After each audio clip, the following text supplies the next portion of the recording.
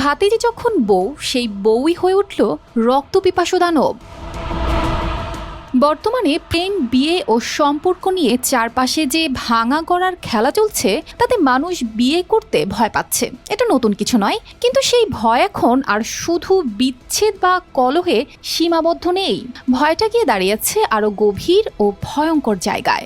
আজকাল বিয়ের একটা ভয়াবহ সাইড এফেক্ট যেন হয়ে উঠেছে নিজের জীবনসঙ্গীর শরীরেই নির্মম প্রতিশোধ নেওয়া। এমনটাই ঘটেছে টাঙ্গাইলের ঘাটাইল উপজেলার লোকের পাড়া গ্রামে। সব মশার বিরুদ্ধে সুরক্ষা দিতে এলো বসুন্ধরা এক্সট্রিম অ্যারোসল, মশার বিরুদ্ধে এক্সট্রিম সুরক্ষা। সবাই যখন ঘুমের রাজ্যে, ঠিক তখনই স্ত্রী রত্না বেগম ব্লেড নিয়ে স্বামী মোবারকের শরীর থেকে তার গুরুত্বপূর্ণ অংশ কেটে নেন। হাজার টেনশন একত্র হইয়া আমি কি এর থেকে যে কি করে হালাইলাম, ধারণার বাইরে। পরে ওই আমার আছে এডি তুমি করবার পারলা। পরে আমিও তো সেই ধরেন যে আগের পরিস্থিতিতে ছিলাম না। আমি আমার নিজেরও কষ্ট দিছি, দেওয়ার পরে কোনো দিক না পাইয়া পরিস্থিতির শিকার হইয়া এই কাজ কি এর থেকে যে কইরা হালাইছি, আমি কোনো পাই নাই, দিক খুঁজা পাই নাই। না ঠিক হয় নাই, কিন্তু আমি এটা ধরেন যে জানা মতে এটা আমার ভুলই হয়েছে, কিন্তু এটা আমি অতটা গভীর থেকে চাই নাই। আমার উপর কইরা রাগারাগি হইয়া পরে নানান টেনশন একত্র হইয়া পরে আমি এডি করছি আর কি। ঘটনার সূত্রপাত 7 বছর আগে।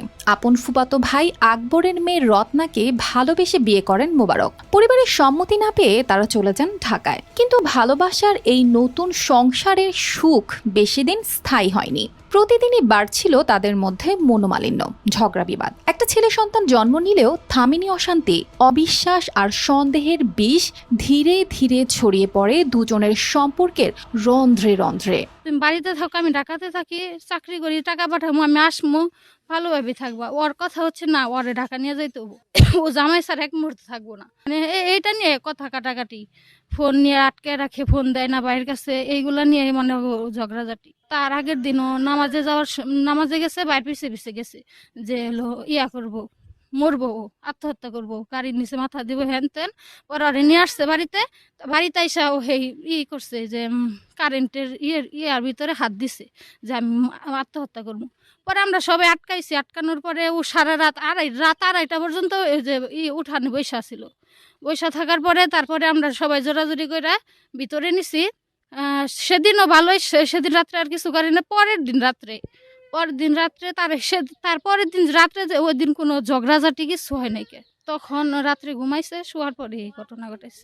এবারের ঈদে গ্রামে বেড়াতে আসে এই দম্পতি। এরপরই রত্না বেগমের মনোবাসনা পূরণ হয়ে যায়। রাতের অন্ধকারে পূর্ব পরিকল্পনা অনুযায়ী তিনি স্বামী মোবারকের পুরুষাঙ্গ কেটে ফেলেন।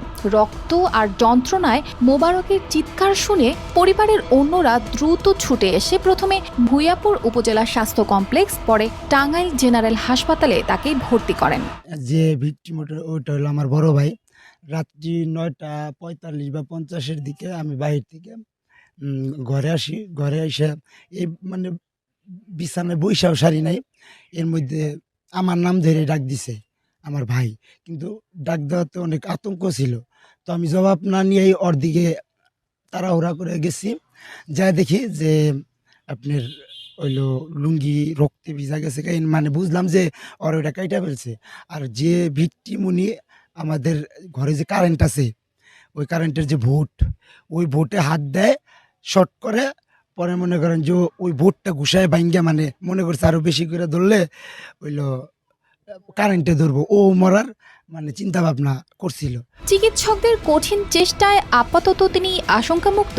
অন্যদিকে ঘটনার পরপরই রত্না নিজেও চেষ্টা করেছিলেন আত্মহত্যার। তিনি জানান সেই মুহূর্তে তার ভালো মন্দ বোধ ছিল না। গ্রামবাসী সালিশের মাধ্যমে বিষয়টি সমাধানের চেষ্টা করলেও মোবারকের পরিবার চাইছে আইনের কঠিন ব্যবস্থা।